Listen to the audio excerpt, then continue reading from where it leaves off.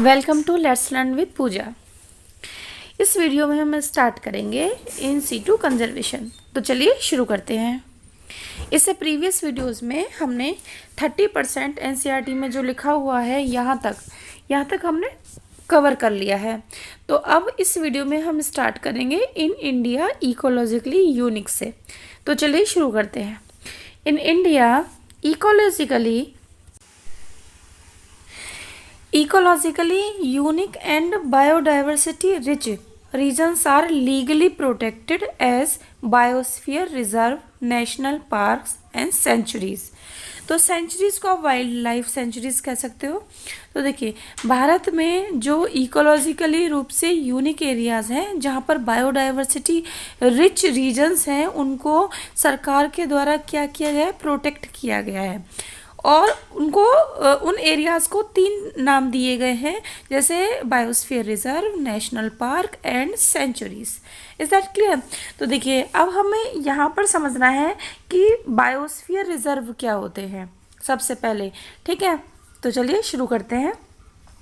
तो यस, देखिए, biosphere reserve क्या होते हैं? These are the protected areas. आप ये कह सकते हो प्रोटेक्टेड एरियाज या protected very large area, territory, protected ecosystem. ठीक है, जिनको गवर्नमेंट के द्वारा प्रोटेक्शन मिलती है, meant for the conservation of plants and animals. तो उस एरिया में जितने भी प्लांट्स हैं या एनिमल्स हैं, not only the plants and animals, वहाँ पर जो भी है उसको क्या करना, एक तरीके से इनफैक्ट सॉइल है, कुछ भी है, तो वहाँ का जो भी नेचुरली प्रेजेंट है उसको क्या करना, कंजर्व करना। ठीक है, it also restore the traditional life of tribes living in that vicinity. यहाँ तक कि वहाँ पर जो आदिवासी वगैरह होते हैं, जो ट्राइबल्स होते हैं, उनको भी क्या सरकार देती है, जो उसमें एरिया में रहते हैं, protection. They conserve the biodiversity of that area. Clear? तो अब बायोस्फीयर रिजर्व को इसके अलावा हम फिगर की हेल्प से भी समझ सकते हैं कि जो बायोस्फीयर रिजर्व होते हैं वो वेरी लार्ज प्रोटेक्टेड एरियाज़ होते हैं। और इन बायोस्फीयर रिजर्व को हम 3 सेक्शन में, यानी कि 3 पार्ट्स में डिवाइड कर सकते हैं। देखिए, जैसे फॉर एग्जांपल सबसे पहले जो सबसे अंदर का जो एरिया होता है, सपोज कोई बायोस्फीयर है, this is the whole biosphere. ये क्या है? होल बायोस्फीयर है। और तो जो सबसे अंदर का जो ये रीजन है, इसको कहते हैं कोर एरिया या फिर कोर जोन। ओके, तो यहाँ पर कोई भी ह्यूमन की एक्टिविटी क्या है, अलाउ नहीं है। Okay, no human activity. तो यहाँ पे एक ज़्यादा स्ट्रिक्टनेस होती है। जो अंदर का रीजन होता है, जो कोर एरिया होता है, जो मेन एरिया होता है, वहाँ पर किसी भी तरीके की कोई भी ह्यूमन की एक्टिविटी अलाउ नहीं होती है। ओके, अब नेक्स्ट देखिए, उसके बाद में है इससे कोर एरिया से 50 किलोमीटर तक के जो दायरे में जो नेक्स्ट जोन आता है, इसको हम कहते हैं बफर जोन। तो यहाँ पर थोड़ी ह्यूमन एक्टिविटी अलाउ होती है, लेकिन ऐसी नहीं कि भाई कोई डिफॉरेस्टेशन या कुछ इस तरीके से, नॉट, ऐसा नहीं है। तो ह्यूमन एक्टिविटी किस पर्पस है, जैसे कि टूरिज्म हुआ या फिर कुछ कोई पढ़ाई के पर्पस से या कोई रिसर्च वर्क, इस तरीके से है। लेकिन और या फिर एनिमल्स को हम वहाँ पर क्या है, चरा सकते हैं अपने। तो ये हो जाता है हमारा क्या, बफर जोन। उसके बाद में आता है हमारा जो सबसे बाहर का जोन है, इसको क्या कहते हैं हम, बाहरी जोन को हम कहते हैं ट्रांजिशन जोन। इसको हम क्या कहेंगे, ट्रांजिशन जोन।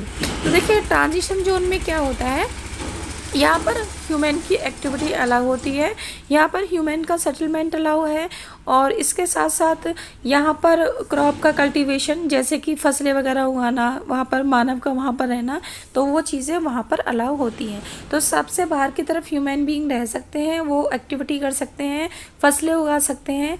उसके बाद में और थोड़ा सा अंदर की तरफ हम जाते हैं, तो ये सिर्फ टूरिज्म के लिए या एनिमल्स के ग्रेजिंग के लिए। और थोड़ा सा अंदर जाते हैं हम, फिर क्या कहते हैं, तो क्या होगा, कोर जोन आता है, जिसमें कि कोई भी ह्यूमन एक्टिविटी अलाउ नहीं होती है।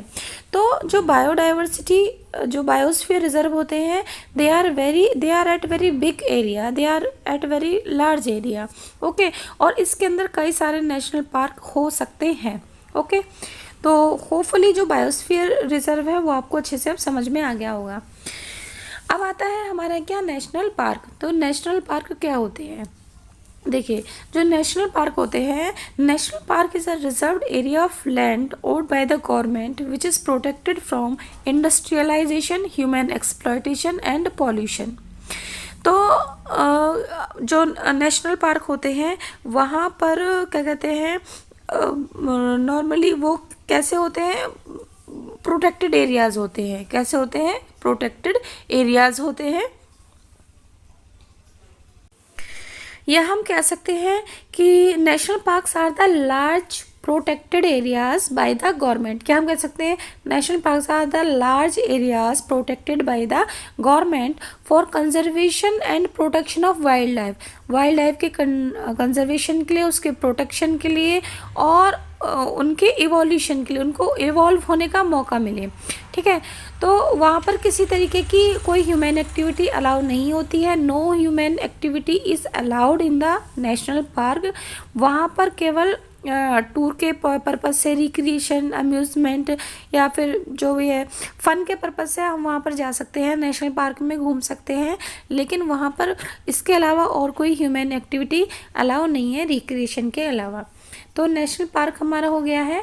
उसके बाद में हमारा दिया हुआ है वाइल्ड लाइफ सेंचुरीज़। क्या दिया हुआ है, वाइल्ड लाइफ सेंचुरीज़। क्लियर।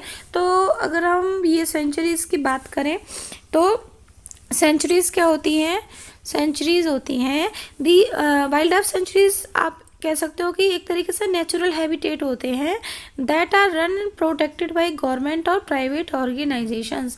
तो इन या तो ये गवर्नमेंट या प्राइवेट ऑर्गेनाइजेशन के द्वारा रन किए जाते हैं, प्रोटेक्टेड किए जाते हैं, और ये किसी पर्टिकुलर स्पीसीज़ के लिए होते हैं, किसी पर्टिकुलर स्पीसीज़ ऑफ एनिमल या बर्ड्स जो भी है उनको बचाने के लिए होते हैं। क्लियर। जबकि जो नेशनल पार्क होते हैं वो वाइल्ड लाइफ मतलब किस जितने भी उस एरिया में एनिमल्स या प्लांट्स हैं उनके प्रोटेक्शन के लिए होते हैं, और जबकि जो सेंचुरीज़ होती हैं वो किसी पर्टिकुलर एनिमल के लिए होती हैं। तो अगर हम और थोड़ा सा डिफरेंस देखें तो इस चीज़ को हम आगे देख पाएंगे। देखिए वाइल्ड लाइफ सेंचुरी और नेशनल पार्क में हमने अलग से भी डिफरेंसेस दे रखे हैं, जैसे कि फॉर एग्जांपल यहाँ पर देख लेते हैं, just a minute.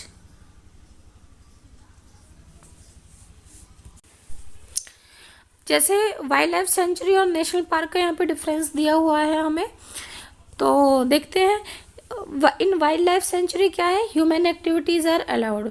Wild life sanctuary में ह्यूमन एक्टिविटी अलाउ है, बट नेशनल पार्क में ह्यूमन एक्टिविटी अलाउ नहीं है। वाइल्ड लाइफ सेंचुरी का जो मेन एम है is to protect a particular flora और फौना। किसी पर्टिकुलर प्लांट या एनिमल को बचाने के लिए, उसको कंजर्व करने के लिए होता है क्या, वाइल्ड लाइफ सेंचुरी। जबकि जो नेशनल पार्क है वहाँ पर इट इंक्लूड्स क्या, प्रोटेक्शन ऑफ फ्लोरा, फना और any other objects of historical या जियोग्राफिकल सिग्निफिकेंस। यानी ये प्लांट, एनिमल, उनके प्रोटेक्शन के लिए भी होता है, और उस जगह पर अगर कोई हिस्टोरिकल मॉन्यूमेंट है, कोई इमारत है, कोई किला है या कोई और ऐसी चीज़ है जिसका कोई ऐतिहासिक क्या है, सिग्निफिकेंस है, तो उसको बचाने के लिए भी। तो नेशनल पार्क में ये सारी चीज़ें इंक्लूड हो जाती हैं, plant, animal, any historical object या हिस्टोरिकल मॉन्यूमेंट। ठीक है। इसके अलावा और देखते हैं, नेक्स्ट हम देखते हैं क्या, there are no fixed boundaries. Wild life sanctuary में क्या है, कोई ऐसी पर्टिकुलर कोई फिक्स बाउंड्री नहीं है, लेकिन नेशनल पार्क की जो बाउंड्रीज होती हैं वो फिक्स होती हैं। वाइल्ड लाइफ सेंचुरी जो होती हैं तो वो जनरल पब्लिक के लिए क्या होती हैं, ओपन होती हैं, लेकिन नेशनल पार्क क्या होते हैं वो जनरली रेगुलरली ओपन नहीं होते हैं, मतलब कि हाँ कभी भी तो वहाँ पे पर्टिकुलरली देखने के लिए, रिक्रिएशन के लिए, टूरिज्म के लिए हम जा सकते हैं, बट वैसे ओपन नहीं होते हैं। Sanctuaries are usually found by the order of central और द स्टेट गवर्नमेंट। तो जो सेंचुरीज बनती हैं, जो इनको जो प्रोटेक्शन मिलती हैं तो ये किसके द्वारा, या तो केंद्र सरकार या फिर राज्य सरकार। National park are found by the state और सेंट्रल लेजिस्लेचर। तो ऐसे ही जो नेशनल पार्क है वो भी किसके द्वारा, राज्य सरकारों के द्वारा या फिर जो केंद्रीय लेजिस्लेचर है उसके द्वारा। जो सेंचुरी है उसको हम नेशनल पार्क में कन्वर्ट कर सकते हैं, जबकि नेशनल पार्क को डाउनग्रेड नहीं किया जा सकता किसमें, सेंचुरी में। तो सेंचुरी से ऊपर क्या है, नेशनल पार्क, और नेशनल पार्क से ऊपर क्या है, बायोस्फीयर रिजर्व। तो according to the NCERT book, अगर हम एनसीईआरटी बुक के डेटा को देखें तो बायोस्फीयर रिजर्व कितने हैं, there are total 14 biosphere reserve. Okay, तो according to the NCERT book 14 biosphere reserve हैं। अगर हम करंट की बात करें तो करंट सिनेरियो है इन बायोस्फीयर रिजर्व का, वो है 18। तो currently 18 biosphere reserve are present. According to the NCERT book 90 national park, कितने नेशनल पार्क, 90 नेशनल पार्क जो है प्रेजेंट है। बट इनका काउंट अगर करंटली हम देखें तो वो इससे कहीं ज़्यादा है, नियर अबाउट 104। नेक्स्ट देखते हैं 448 कितनी है, वाइल्ड लाइफ सेंचुरीज हैं। और करंटली जो है वाइल्ड लाइफ सेंचुरी की जो संख्या है वो कितनी है, 553। Clear. India has also a history of religious and cultural tradition that emphasise protection of nature. देखिए, इस लाइन को समझने से पहले हम थोड़ा सा और ज़्यादा समझ लेते हैं किसको, बायोस्फीयर रिजर्व को और नेशनल पार्क और इनको। ठीक है, देखिए ये तो हमने पता कर लिया कि कितने बायोस्फीयर रिजर्व हैं। Okay, according to the NCERT book 14 है और वैसे कितने 18 है। तो इसके हम कुछ एग्जांपल भी हम सेट कर लेते हैं, जैसे कि नंदा बायोस्फीयर रिजर्व की हम बात करें, एक एग्जांपल भी हम ले लेते हैं। क्या, नंदा देवी, क्या नंदा, जस्ट ए मिनट फिर से लिख देते हैं, biosphere reserve Nanda Devi biosphere reserve कहाँ पर, ये उत्तराखंड में है। ओके, नेक्स्ट आता है हमारा क्या, ग्रेट निकोबार बायोस्फीयर रिजर्व, ये कहाँ पर है, अंडमान एंड निकोबार आइलैंड पर। ओके, क्या, ग्रेट निकोबार, ठीक है, बायोस्फीयर रिजर्व ये कहाँ पर है, अंडमान एंड निकोबार आइलैंड पर। ओके, उसके बाद में है सुंदरवन बायोस्फीयर रिजर्व, ये कहाँ पर है, ये है सुंदरवन बायोस्फीयर रिजर्व है किसमें, सुंदरवन बायोस्फीयर रिजर्व है किसमें, ये है आता है हमारा वेस्ट बंगाल में। ये किसमें है, वेस्ट बंगाल में। तो इसी तरीके से हमने 3 बता दिए हैं, बाकी के जो 18 हैं तो वो ऐसे कुछ पर इस तरह के क्वेश्चंस नहीं आते हैं, बस हमें 2-4 के हमें नाम पता होने चाहिए। ठीक है, और अब हम बात करते हैं किसकी, नेशनल पार्क की। तो नेशनल पार्क कितने हैं, टोटल 104। वैसे अकॉर्डिंग टू द एनसीईआरटी कितने हैं, 90 नेशनल पार्क हैं। तो अगर हम एग्जाम्पल की बात करें तो पहला जो नेशनल पार्क इंडिया में है वो है जिम कॉर्बेट नेशनल पार्क। क्या है, Jim Corbett national park. Okay, तो यहाँ पर हम लिख देते हैं जिम कॉर्बेट नेशनल पार्क, और ये कहाँ पर है, उत्तराखंड में। ये कहाँ पर है, उत्तराखंड में, और ये पहला नेशनल पार्क है इंडिया का। इसके अलावा और क्या है, काजीरंगा नेशनल पार्क। क्या है, काजीरंगा नेशनल पार्क है, ये कहाँ पर है, असम में है। क्लियर। इसके बाद अब हम बात करेंगे किसकी, सेंचुरी की। किसकी बात करेंगे, सेंचुरी की। तो सेंचुरी में हम देख लेते हैं, जैसे कि गिर सेंचुरी है, गिर वाइल्ड लाइफ सेंचुरी है किसमें, गुजरात में। किसके नाम से है, गिर के नाम से है, गिर वाइल्ड लाइफ सेंचुरी इन गुजरात। और इसके अलावा एक और एग्जांपल हम देख लेते हैं, क्या, Periyar, which one, just a minute, ये क्या है, हाँ, पेरियार वाइल्ड लाइफ सेंचुरी है, ये कहाँ पर है, केरला में। क्लियर। तो अब हम आगे बढ़ते हैं। Next, India has also history of religious and cultural traditions. अब इंडिया में, भारत में इतिहास रहा है किसका, धार्मिक और सांस्कृतिक परंपराओं का, that emphasised protection of nature. तो जिसने तो हमारी कुछ धार्मिक या सांस्कृतिक जो परंपराएं हैं उन्होंने जोर दिया है नेचर के प्रोटेक्शन पर। इन मैनी कल्चर्स, बहुत सारे कई संस्कृति में या कल्चर्स में क्या है, tract of forest were set aside and all the trees and wildlife within are venerated and given total protection। तो देखिए इस तरीके के जो फॉरेस्ट के जो ट्रैक्ट होते हैं उनको हम क्या कहते हैं, सेक्रेड ग्रुप्स। क्या कहते हैं, सेक्रेड ग्रुप्स। देखिए कई सारे ऐसे जैसे जंगल होते हैं, तो जंगलों में जो जंगल का पर्टिकुलर कोई ट्रैक्ट, कोई एरिया, उसको प्रोटेक्ट कर दिया जाता है। किसके द्वारा, वहाँ पर जो जंगलों में जो आदिवासी रहते हैं, जो ट्राइब्स रहती हैं, तो जंगलों में जो पेड़ हैं या जंगलों में जो एनिमल है वो उनके लिए क्या हो जाते हैं, पूजनीय हो जाते हैं, एक तरीके से उनको बहुत मानते हैं।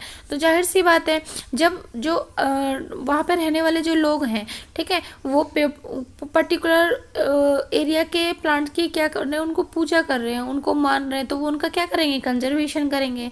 ओके, तो इसी वजह से तो इस तरीके के जो ट्रैक्ट्स होते हैं फॉरेस्ट के, जिनको वहाँ पे रहने वाले लोगों के द्वारा पूजा जाता है और उनको पूरी प्रोटेक्शन दी जाती है, तो इस तरीके के ट्रैक्ट को हम सेक्रेड ग्रुप्स कहते हैं। और ये कहाँ पाए जाते हैं, ये पाए जाते हैं खासी एंड जैंतिया हिल्स इन मेघालय। तो मेघालय में जो खासी एंड जैंतिया हिल्स हैं वहाँ पर। इसके अलावा है अरावली हिल्स ऑफ राजस्थान। तो राजस्थान में जो अरावली हिल्स हैं वहाँ पर। Western Ghat region of Karnataka, Maharashtra and the Surguja, हाँ जी, ये Western Ghat of Karnataka and Maharashtra. इसके अलावा दे रखा है क्या, Surguja, Chanda and Bastar areas of Madhya Pradesh. तो ये जितने भी है ना, जैसे सरगुजा हुआ, चंदा हुआ और बस्तर, ये जो एरियाज हैं ये कैसे हैं, ट्राइबल एरियाज हैं, किसके, मध्य प्रदेश के। In Meghalaya the sacred groves are the, just a minute, last refuges from a large number of rare and threatened plants. तो अगर हम मेघालय की बात करते हैं तो जो सेक्रेड ग्रुप्स हैं वो क्या है, last refuges for a large number of rare and threatened plants. तो रेयर और जो प्लांट खतरे में है, तो एक तरीके से सेक्रेड ग्रुप्स ही वहाँ पर लास्ट क्या है, होप है। क्लियर। तो होपफुली ये पैराग्राफ आपको समझ में आया होगा। और अगर हम डेटा की बात करते हैं तो डेटा हम आपको ऑलरेडी बता चुके हैं। जैसे 14 की जगह क्या है, 18 है। और जस्ट ए मिनट, बट अगर हमें लिखने को आता है तो हम यही डेटा इस्तेमाल करेंगे जो कि एनसीईआरटी बुक में दिया हुआ है। ओके, तो होपफुली इन सीटू कंजर्वेशन की अगर हम बात करते हैं तो इन सीटू कंजर्वेशन में बायोस्फीयर रिजर्व आते हैं, नेशनल पार्क आते हैं, वाइल्ड लाइफ सेंचुरीज आती हैं, सेक्रेड ग्रुप्स आते हैं। क्या आते हैं, सेक्रेड ग्रुप्स आते हैं। तो ये सब किस में आते हैं, ये आते हैं इन सीटू कंजर्वेशन में।